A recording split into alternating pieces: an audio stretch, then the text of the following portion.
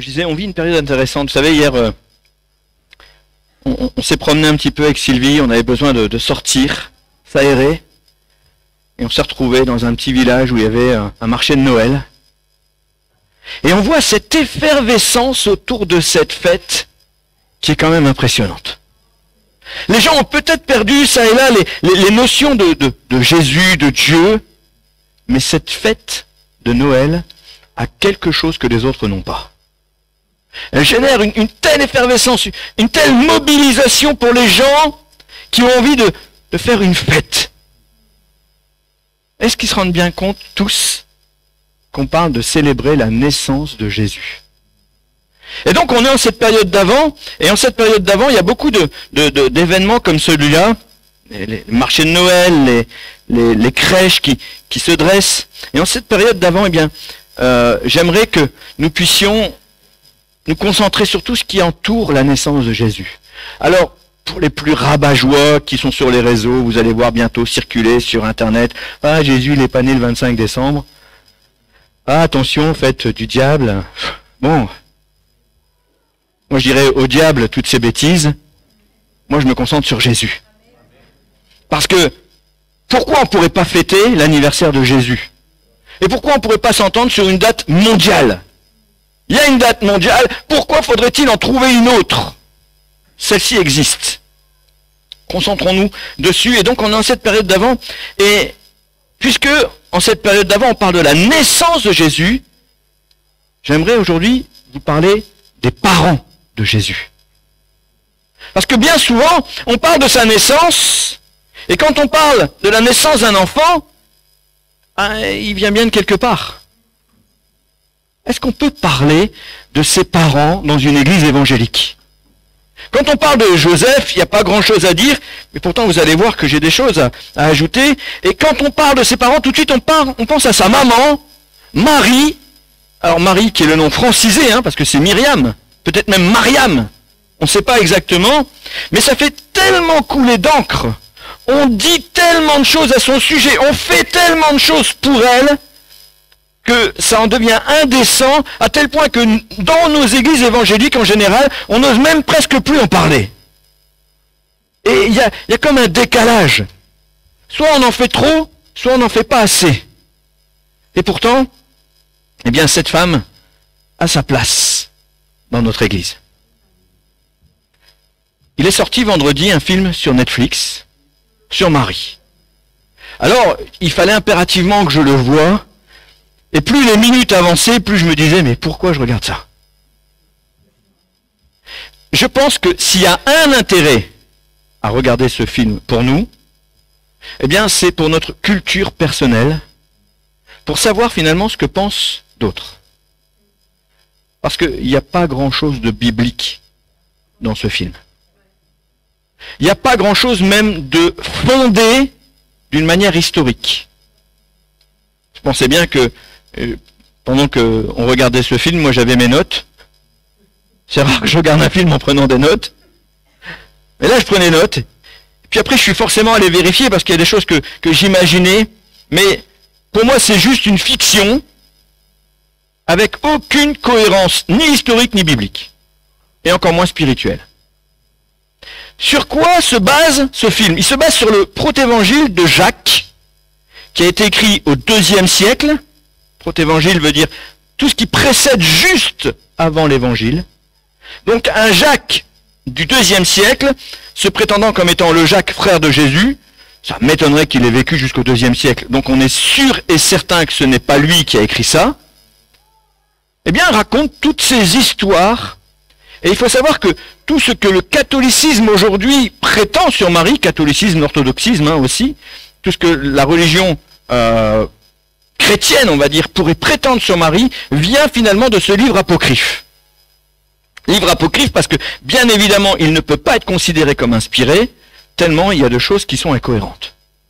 Et dans ce livre, par exemple, eh bien, on voit que il fait vraiment office de repère pour l'Église catholique. Par exemple, on nous dit que Marie aurait été consacrée au temple dès son enfance. Alors, Le livre, le proto-évangile de Jacques, lui dit que c'est à 3 ans. Dans le film, elle y arrive plutôt vers 10-12 ans, à peu près, hein, pour ceux qui l'auraient vu. Eh bien, comprenez bien que nulle part dans l'histoire du judaïsme, parce que là on parle bien du temple des Juifs, hein, on parle du 2e temple, le temple de Jérusalem, nulle part dans l'histoire du judaïsme, on voit que des femmes aient été consacrées au temple. Ça n'existe pas. Non seulement ça n'existe pas, mais en plus, à l'époque de Jésus, la vie religieuse des femmes ne se manifestait que dans l'importance qu'elle donnait à sa famille, l'honneur qu'elle rendait à son mari, un peu comme la femme vertueuse, hein, que vous lisez dans les Proverbes. Et son service spirituel était auprès de sa famille, auprès de sa communauté. Et si Marie avait été offerte au temple, eh bien, ça aurait représenté une exception majeure, non seulement pour l'époque, mais en plus, une exception qui n'a aucun sens. Aucun sens. Il faut bien comprendre que la personne qui a écrit ça, finalement, elle se réfère aux pratiques des autres religions. Où dans les autres religions, les femmes vierges étaient consacrées au temple. Mais jamais dans l'histoire du judaïsme, ça n'a arrivé, et c'est pas biblique. Entendons bien ces choses. Et pourquoi je vous raconte ça? Parce que je pense que c'est important pour nous d'avoir cette culture. Des hommes et des femmes, aujourd'hui, vont se référer à ce film. Et quand ils vont parler avec leurs prêtres, leurs curés, tout ce que vous voulez, leur évêque, etc., ces hommes-là vont dire, oui, c'est ce qui est écrit. C'est ce qui est écrit. C'est ce qui est écrit dans un livre apocryphe. Livre que eux-mêmes ne considèrent pas comme étant inspiré. Hein, je vous laisse réfléchir à ça. De plus, pour continuer sur la critique objective, hein, de ce film, on voit notre bon Joseph qui travaille dans une carrière. Bah oui, tout le monde sait que Joseph est tailleur de pierre. Moi j'avais lu Charpentier, mais bon, peut-être que Jacques, lui, il savait que son père était tailleur de pierre. Bon, ben voilà. Et puis, dans le film, il se bat avec des ouvriers qui se moquent de lui parce que sa fiancée est enceinte. Et forcément, il n'est même pas au courant. Alors ça, c'est tout à fait biblique. Moi, je vais regarder ce que nous dit Matthieu dans l'évangile de Matthieu, chapitre 1, au verset 19. Joseph, son futur mari, était un homme bon et droit. Il ne voulait pas la livrer en déshonneur, c'est pourquoi il se proposa de rompre ses fiançailles sans en ébruiter la raison. Si tout le monde le sait, je vois pas pourquoi il ne doit pas en ébruiter la raison. Vous voyez où je veux en venir. Bien évidemment, Joseph était différent de ce que le film nous dépeint. La situation était différente. Si tout le monde est au courant que l'opprobre est tombé sur cette jeune fille, pourquoi je vais devoir me battre avec des gens parce qu'ils se moquent de moi? Si je ne veux pas en ébruiter la raison, ben je m'arrange pour que personne ne le sache. Et je fais en sorte que le secret reste bien gardé et je romps d'une manière propre. Et on va en reparler dans quelques instants. Et enfin, on ne va pas passer tout ce temps de prédication sur le film, rassurez-vous. Mais une dernière chose me montre à quel point ce film est finalement une influence catholique et rien d'autre. On nous parle des 3 mages, Balthazar, Melchior et Gaspard. Et vous retrouvez bien évidemment ces noms-là nulle part dans la Bible. Nulle part. Ils n'étaient pas 3, ils étaient sans doute beaucoup plus que ça. D'accord? On nous parle des mages qui sont venus honorer Jésus. Et d'un point de vue aussi historique, hein, rien n'est cohérent. Rien ne va d'un point de vue historique. Hérode, la naissance de Jésus, on nous dit qu'on est au 1er siècle. Il n'y a qu'une seule chose qui convient, je pense, hein, c'est qu'au tout départ, vous avez un gros plan sur Marie, et la voix off dit, vous me connaissez, mais vous ne me connaissez pas. Eh bien, avec ce film, vous connaissez plein de trucs faux en plus. Voilà. C'est ça qui est un petit peu aberrant. Alors, que savons-nous vraiment des parents de Jésus? Pour répondre à cette question, il faut non seulement s'appuyer sur la Bible, je pense, hein, mais aussi sur des repères historiques fiables. Et j'entends bien historiques et fiables. Pas sur des suppositions, pas sur des on dit, Et même pas sur la foi, sur ce qui est écrit, d'une part dans la parole de Dieu, et d'autre part dans l'histoire. Et est-ce que ça vaut le coup de connaître leur vie? Est-ce que leur vie nous inspire quelque chose? Eh bien la réponse est oui, avec un grand O. Oui, ça nous inspire quelque chose. Tout d'abord, je vais vous parler de Joseph. On sait peu de choses sur cet homme. Mais je pense qu'on sait suffisamment de choses pour nous, messieurs les chrétiens. Parce que Joseph, moi, il m'épate dans son attitude. Il nous donne une leçon, non seulement à nous, messieurs, mais aussi à nous, à vous, mesdames, à moindre échelle. Qu'est-ce que je veux dire par là? De toute évidence, Joseph est un homme droit et un homme d'honneur. Quand vous constatez son attitude, on constate qu'il fait passer l'intérêt des autres avant le sien, et surtout, à ce moment-là, il fait passer l'intérêt de la femme qu'il aime avant son propre intérêt. Je vous ai dit, il a réfléchi à comment la quitter pour ne pas apporter sur elle de déshonneur. Est-ce que vous vous rendez compte, messieurs, à quel point cette attitude est grande? En 2024, bientôt 2025, combien, même parmi les chrétiens, n'auraient pas cette attitude s'ils avaient supposé, avec une grande conviction quand même, on parle d'une femme enceinte, hein, que votre fiancé, votre femme vous ait trompé? Combien d'hommes parmi nous auraient réagi? Même parmi les chrétiens. Parce que c'est légitime.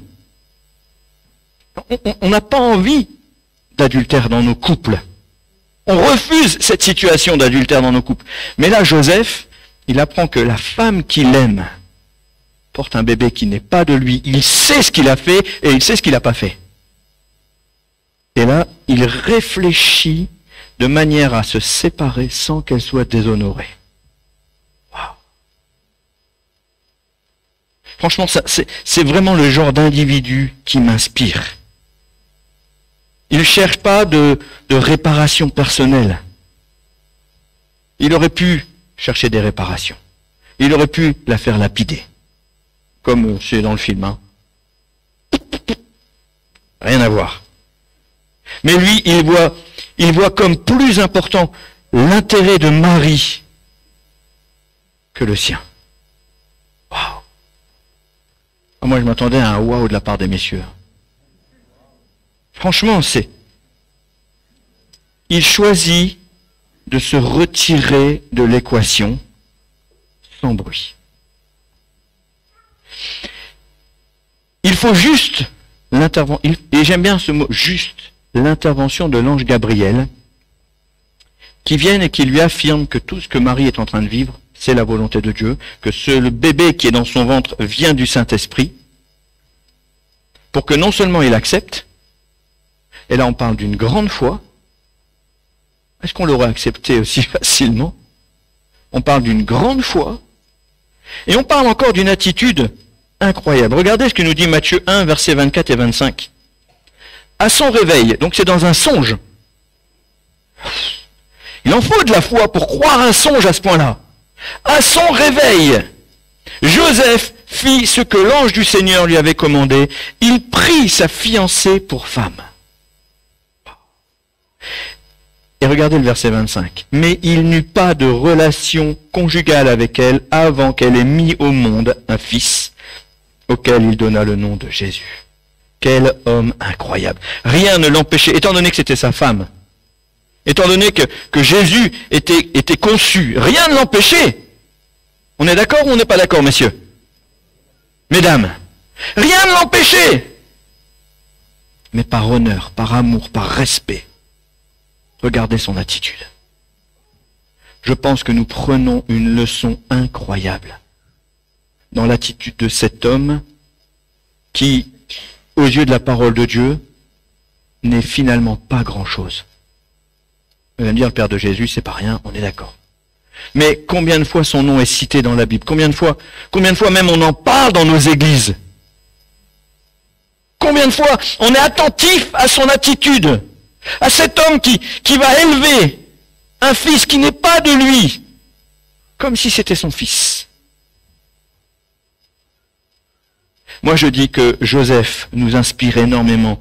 Et je n'ai pas envie de commenter davantage. Par contre, une chose, je pense qu'il est quand même nécessaire de relever, c'est que très souvent, eh bien, on s'imagine que la famille de Jésus était pauvre. Bon. Moi, je me dis, ok, quand Jésus est né, ils ont offert des tourterelles ou des pigeons en sacrifice. Ça pourrait me suffire. Sauf que je constate un peu quand même la vie de chacun. Quand j'ai eu mon premier enfant, ma vie continuait. On a eu notre fils après 11 mois de...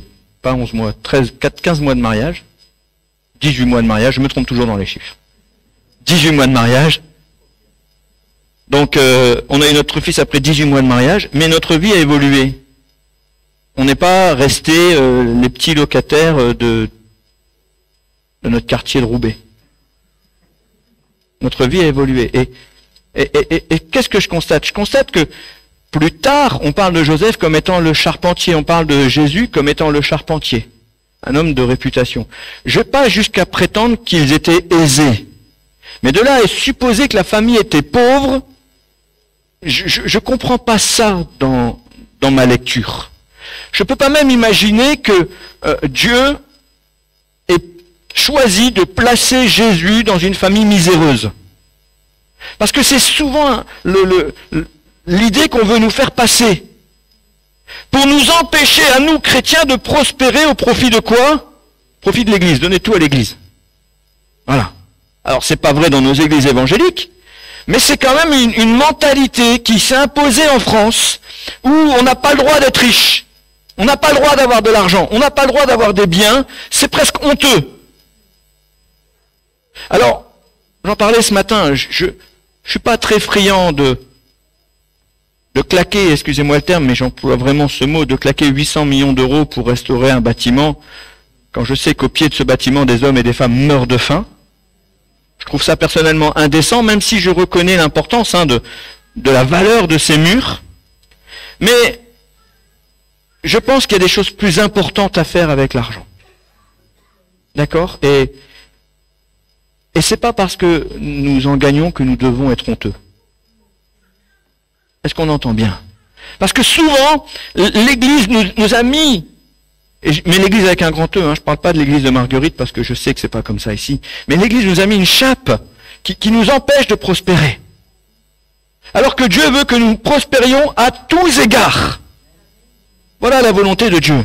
Donc je ne peux pas imaginer que Jésus soit né dans une famille pauvre.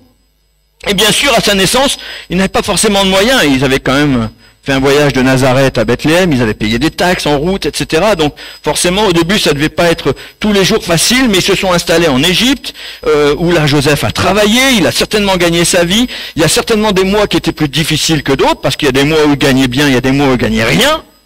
D'accord? On peut le comprendre. Mais j'en arrive aussi à après.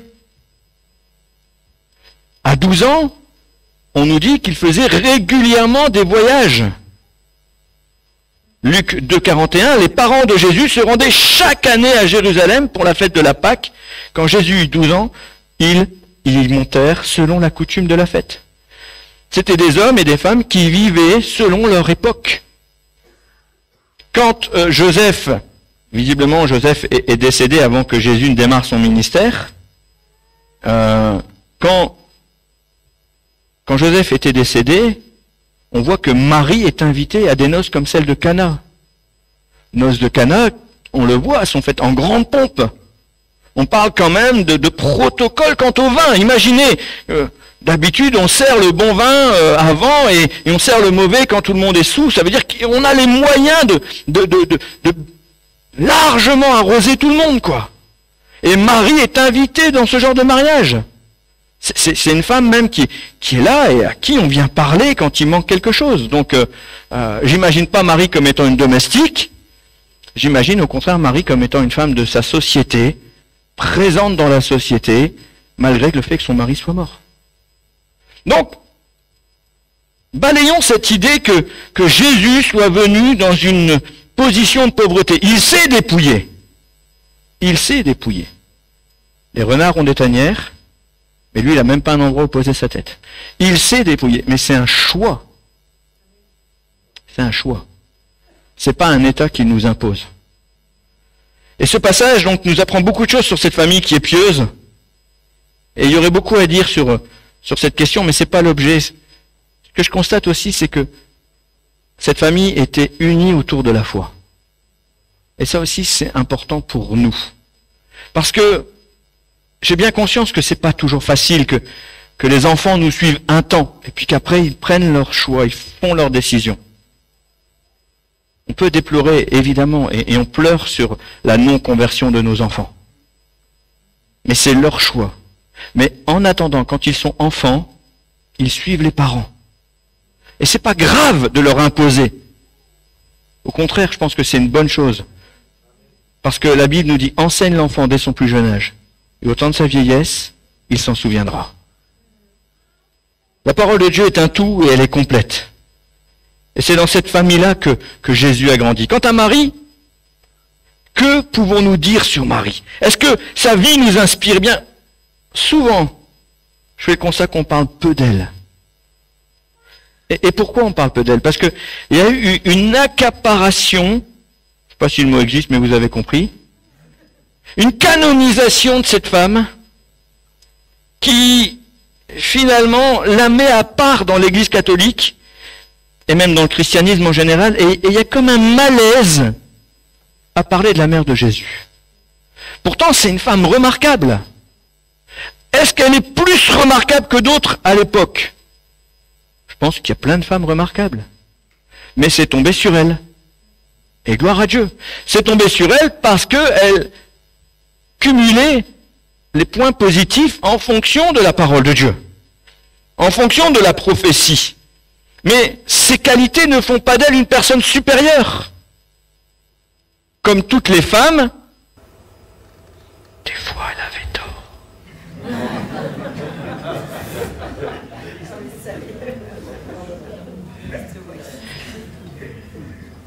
Mais si elle ne mérite pas plus, je pense qu'elle ne mérite pas moins que tous les personnages de la parole de Dieu. Nous pouvons avoir de la considération pour elle, comme on peut en avoir pour Pierre, comme on peut en avoir pour Jean, comme on peut en avoir pour Thomas, qui est celui qui a dit « Je croirai que quand j'aurai mis mes doigts dans les trous de ces clous ». C'est un personnage de la parole de Dieu. Ses qualités, eh bien, c'est que sa famille était descendante de David. Qu'elle était fiancée à un homme dont la famille était descendante de David. C'est la raison pour laquelle vous allez lire deux généalogies différentes dans les évangiles. Il y a la généalogie de Marie, il y a la généalogie de Joseph, et les deux se rejoignent. Et finalement, ce que je constate dessus, eh bien, c'est la réalisation de la loi. Regardons ensemble Exode au chapitre 20, les versets 5 et 6. Parce que je ne peux pas imaginer un seul instant que cette famille n'avait pas reçu de bénédiction particulière. La loi nous dit, tu ne te prosterneras pas devant de telles idoles. On parle des statues, on parle des idoles. Et tu ne leur rendras pas de culte, car moi, l'Éternel, ton Dieu, je suis un Dieu qui ne tolère aucun rival. Je punis les fils pour la faute de leur père jusqu'à la 3e, voire la 4e génération de ceux qui me haïssent. Mais j'agis avec amour jusqu'à la 1000e génération envers ceux qui m'aiment et qui obéissent à mes commandements. Je pense que cette généalogie nous est donnée pour que nous puissions comprendre qu'ils étaient bénis de génération en génération à cause de David. Le premier bon roi d'Israël. Ils étaient au bénéfice de la bénédiction qui était sur David et sur sa postérité. Et c'est pour ça que cette famille avait reçu cette grâce. On ignore totalement à quel âge Marie et Joseph se sont mariés. Mais à cette époque, il faut bien comprendre que la femme se mariait quand elle était en capacité d'avoir des enfants. Quand elle était arrivée à la puberté, d'accord ? Donc on pourrait situer le mariage des femmes à l'époque entre 12 et 16 ans. C'était tôt, hein? J'imagine pas marier déjà ma fille à 20 ans. Alors, bon après si elle veut se marier, elle peut, hein? Mais imaginez quand elle avait 12 à 16 ans. Alors si on prend une moyenne, on peut dire que Marie a peut-être eu Jésus quand elle avait 14 ans. Et l'homme, lui, se mariait entre 20 et 30 ans. Quand il était en mesure de subvenir aux besoins de sa famille. C'est ce qui faisait que l'homme était un homme. Quand il subvenait aux besoins de sa famille, quand il arrêtait de jouer. Voilà. Alors bon, on joue toujours, hein. J'ai 53 ans, je continue de jouer. Mais vous voyez, les repères à l'époque, c'était ça. Donc, Marie était très jeune quand elle était enceinte de Jésus, ce qui explique qu'il n'y a pas de problème pour qu'elle soit là 33 ans plus tard. En revanche, c'est vrai qu'on n'y voit plus Joseph, et on peut penser qu'il est décédé. Mais, reparlons de Marie quand même, parce que sa vie est faite de grandes joies, de beaucoup de stress et de tristesse. Joie, évidemment, la joie d'avoir Jésus pour fils aîné, ça devait déjà être quelque chose d'assez conséquent dans la balance. Moi, mon fils, c'est Jésus. Imaginez un peu. Ah, t'as des enfants? Oui, Jacques, Jude, Jose, et Jésus. Connaissez pas Jésus? Demandez à David, il va vous expliquer.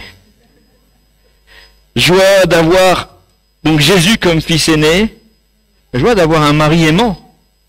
On l'a vu à quel point Joseph était prêt à tout pour elle. Un mari aimant.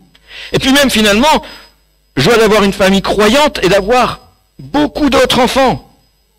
Parce que Marie a eu d'autres enfants. Regardons ce que nous dit Marc au chapitre 6, le verset 3. Quand il parle de Jésus, il dit, n'est-ce pas le charpentier, le fils de Marie, le frère de Jacques, de Jose, de Jude, de Simon, et ses sœurs ne sont-elles pas parmi nous? Et il était pour eux une occasion de chute parce que ce qu'il était en train de dire dérangeait beaucoup de juifs. Et eux, comme ils étaient juifs, il y avait un problème, quoi. Et c'est là où mon fils Jésus, bon, voilà. Parce que Marie, parfois, elle était aussi à côté. On pense toujours que Marie était avec son fils. Non, non, elle envoie ses frères dire à Jésus, allez viens, reste pas là, arrête de dire des bêtises. Ignorant que ce qu'il dit est la pure vérité. Donc Marie avait sans doute beaucoup de joie. Elle a eu beaucoup de stress aussi parce que, bah oui, elle a dû fuir devant la folie meurtrière d'Hérode. Souvenez-vous, il a fait tuer tous les enfants de moins de 2 ans. Ce qui nous permet de situer à peu près la naissance de Jésus. D'accord? Parce que cet édit a existé. Ces mots ont été écrits. Et donc, il a fait tuer tous les bébés de moins de 2 ans, et donc elle a dû fuir. Bon, fuir en Égypte, avec ton mari, avec ton fils, ça devait être une grande source de stress. Source de stress aussi à 12 ans, parce que rappelez-vous, quand elle présente Jésus, Siméon vient et prophétise en disant, tu vas beaucoup souffrir. Tu vas beaucoup souffrir. Et voilà qu'à 12 ans, alors qu'ils sont venus adorer Dieu au temple pour la Pâque, ils sont repartis avec toute la caravane. Mais ils n'étaient pas juste à 3. Hein. Il y avait du monde, il y avait des familles ensemble qui rentraient vers Nazareth. Et voilà qu'à 12 ans, après 3 jours, ils s'aperçoivent qu'il n'est pas là. Imaginez le stress d'avoir perdu votre enfant de 12 ans. Depuis 3 jours. Vous en apercevez que 3 jours après, déjà. Non mais, je me mets à leur place, en fait, ils sont tellement persuadés qu'il est en train de jouer avec les autres. C'est un enfant comme les autres. À ce moment-là, c'est encore un enfant. Je me mets à leur place. Où il est? On m'a dit que j'allais beaucoup souffrir. Je me mets à la place de Marie. Ça devait être une énorme pression. Tristesse aussi. Beaucoup de tristesse sans doute après avoir perdu bien évidemment son mari, qui est, je le redis, absent de la vie d'adulte de Jésus. Mais beaucoup de tristesse quand elle voit son fils qui a fait tant de bien, cloué sur une croix, comme il l'avait annoncé Et en plus, il dit qu'il est mort pour les péchés de l'humanité. Est-ce que c'est pas triste ça? Quand on n'a pas cette conviction dans notre cœur, quand pendant des années, 3 ans et demi, on a suivi de loin en se disant mais qu'est-ce qu'il dit? Qu'est-ce qu'il dit? Il se prend pour le Messie, mais qu'est-ce qu'il fait? Mais toute cette pression, et d'un seul coup, il a guéri plein de malades, il a chassé des démons, il a fait des miracles, il a ressuscité des morts, et en remerciement, on le met sur une croix. Quelle tristesse! Ah, tu étais prévenue, Marie. J'aurais préféré que ça se passe autrement. Et finalement, une énorme joie à constater que la mort n'a pas pu le retenir. Je vous ai parlé de la joie, du stress, de la tristesse, mais la joie revient. La mort n'a pas pu le retenir. Elle fait partie de ces femmes qui ont accompagné les disciples dans le livre des Actes des Apôtres. Elle fait partie de ces femmes qui étaient dans la chambre haute. Elle fait partie de ces femmes qui ont la joie d'annoncer qu'il n'est pas mort, mais qu'il est vivant. Son Fils est vivant pour l'éternité. Waouh! Mais cette femme, je ne veux pas la déifier, loin de moi. Mais reconnaissons qu'elle a vécu des choses incroyables. Plein de gens dans la Bible ont vécu des choses incroyables et on en parle tous les jours. Mais elle, parce que c'est Marie, on ne le fait pas. Elle a vécu des choses incroyables. Et quelque part, la vie de Marie, moi, elle m'encourage beaucoup parce que nous avons tous reçu des promesses dans notre vie. On a tous reçu de la part de Dieu des paroles, des encouragements, peut-être des avertissements. On a tous entendu ces choses-là. Et notre vie, elle est faite d'émotions qui sont liées à la joie, au stress, à la tristesse. Ah oui, la joie d'un moment fort, d'un mariage, la joie d'une naissance, la joie d'une promotion professionnelle. Le stress quand les choses ne tournent pas comme on voudrait. Cette pression qu'on a d'apprendre que quelqu'un qui nous est cher est malade. On est tous sujets à ces choses-là. La tristesse, qui n'a jamais été triste, ne serait-ce que de la perte d'un être cher. La tristesse, c'est quelque chose qui nous vient, qui nous frappe. La maladie, c'est quelque chose qui nous vient, qui nous frappe. Quand on aime quelqu'un qui est malade, quand on aime quelqu'un qu'on le perd. On peut se dire, mais où est la justice? C'est pas juste. Ce sont toujours les meilleurs qui partent d'abord. On entend ces expressions. Et on les comprend. Mais finalement, la vie de Marie nous encourage parce qu'elle nous démontre que tôt ou tard, la joie revient. Quand on place notre espérance en Dieu, en Christ, en sa parole, la joie revient. C'est ça qui est très encourageant. Avec l'existence de Marie et de Joseph, Dieu nous parle de ces couples qui vivent une relation forte ensemble, mais aussi avec lui, et qui sont soumis à ces émotions qui oscillent entre bonnes et mauvaises nouvelles, entre ces moments forts et ces moments creux. Mais chacun mène finalement à l'accomplissement du plan de Dieu pour notre vie. Parce que le plan de Dieu arrive, quoi qu'il en soit. La volonté de Dieu s'accomplit. Je m'attendais à un vrai toujours de la part de tout le monde. La volonté de Dieu s'accomplit toujours. Et c'est ça qui est formidable. Il y a ce couple qui vit des moments compliqués. Et je pense que il y a souvent une chose qui n'est pas très juste dans nos propos. C'est que quand tout va bien, on dit « Ah, la vie c'est génial !» Et quand tout va mal, on dit « Ah, la vie c'est pourri !» Ah, c'est ce qu'on dit. On est fluctuant, nous. Hein. On est que des hommes avec un cœur rempli d'émotions. Quand tout va bien, c'est génial, la vie est belle, mais quand ça commence à être compliqué, la vie c'est pourri. Et je pense que c'est pas juste, finalement, parce que nous sommes tous confrontés à ces choses bonnes, à ces choses moins bonnes, à ces difficultés. Mais est-ce que nous pouvons dire ce que l'apôtre Paul écrit aux Romains dans l'évangile, dans l'épître aux Romains au chapitre 8, verset 28, « Nous savons en outre que Dieu a fait concourir toutes choses au bien de ceux qui l'aiment, de ceux qui sont appelés conformément au plan divin. Est-ce qu'on est capable de dire ça en toutes circonstances? Notre vie est faite de joie et de tristesse, mais toute chose concourt au bien de ceux qui aiment Dieu. Notre vie est faite de victoire et de défaite, mais toute chose concourt au bien de ceux qui aiment Dieu. Et c'est ce que nous démontre la vie de Marie et de Joseph. Parce que quand Joseph est décédé, Jésus l'a pas ressuscité. Mais toute chose concourt au bien de ceux qui aiment Dieu. Est-ce qu'on est conscient de ça?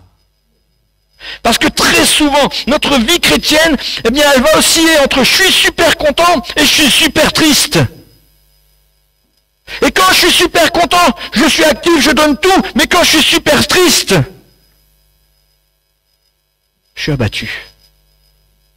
On est tous comme ça. Moi-même, je suis comme ça. On oscille. C'est pourquoi j'aimerais conclure cette prédication avec un dernier passage qui doit nous encourager à ne pas vivre ces moments de bonheur comme l'apogée de notre vie et ces moments de tristesse comme la fin. Qui nous encourage à ne pas faire de notre service pour Dieu quelque chose qui fluctue en fonction de nos émotions.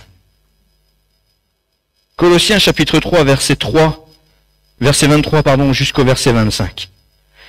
Quel que soit votre travail, faites-le de tout votre cœur, et cela par égard pour le Seigneur et non par égard pour des hommes. D'autres versions vont vous dire tout ce que vous faites, faites-le comme pour le Seigneur et non comme pour des hommes. Mais j'ai choisi la version Semeur parce que la suite m'interpelle et vraiment le vocabulaire choisi est intéressant. Car vous savez que vous recevrez du Seigneur comme récompense l'héritage qu'il réserve au peuple de Dieu. Le maître que vous servez, c'est le Christ. Celui qui agit mal recevra quant à lui le salaire que méritent ses mauvaises actions, car Dieu ne fait pas de favoritisme. La vie de Marie et de Joseph nous montre que notre existence ne doit pas être fluctuante en fonction de nos émotions, de notre tempérament. Il faut se battre, parce que ce que nous le faisons avant tout pour Dieu. Avant tout pour Dieu. Et c'est vrai que c'est pas toujours facile. Quand vous prenez des murs, ça fait mal. Mais notre vie ne doit pas être fluctuante en fonction de notre tempérament, de nos émotions. Mais elle doit s'inscrire dans le fait de marcher dans la volonté de Dieu. Qu'est-ce que Dieu veut pour ma vie? Qu'est-ce que Dieu a préparé? Je sais que toute chose concourt au bien de ceux qui aiment Dieu. Et je dirais même plus que nous puissions agir uniquement dans le but de lui faire plaisir.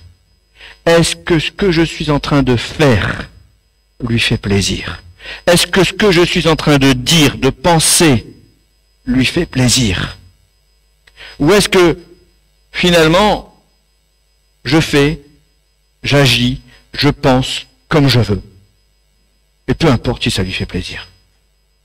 D'abord, je m'exprime. C'est pas ce que nous dit la Bible. Cherchons à plaire à Dieu avant tout, dans tout ce que nous faisons, et évitons de le décevoir, parce qu'il y a une promesse. Et la promesse, c'est quoi? C'est l'héritage du peuple de Dieu. Nous sommes appelés à hériter ce qui est prévu pour le peuple de Dieu. Rien que ça devrait nous motiver. Est-ce que Marie et Joseph ont hérité du royaume de Dieu? J'en suis quasiment sûr. Ce n'est pas à moi de juger, bien évidemment, et tant mieux. Le jugement appartient à Dieu et à Dieu seul. Mais quelle grâce de voir que oui, notre vie fluctue, Mais à la fin, il y a toujours la joie. Il y a toujours la joie de voir l'accomplissement de la volonté de Dieu pour notre vie. Amen. Est-ce qu'on peut prendre juste quelques secondes pour rendre gloire à Dieu, pour les personnages, je ne parle pas que de Marie et de Joseph, mais pour toutes ces personnes qui dans la Bible nous inspirent. Et en cette période d'avant, dire merci à Dieu parce que l'humanité entière est en train de fêter la naissance de Jésus. Même sans le savoir, même sans le vouloir. Amen. Père éternel, quelle grâce de vivre ensemble cette période de l'Avent.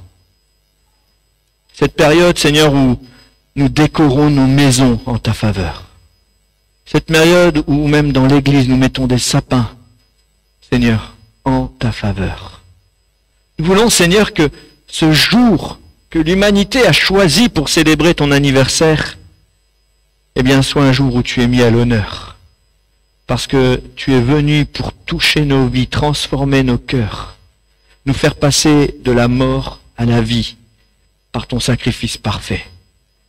Seigneur, en cette période, eh bien, nous voulons nous aussi participer à cet anniversaire qui se prépare.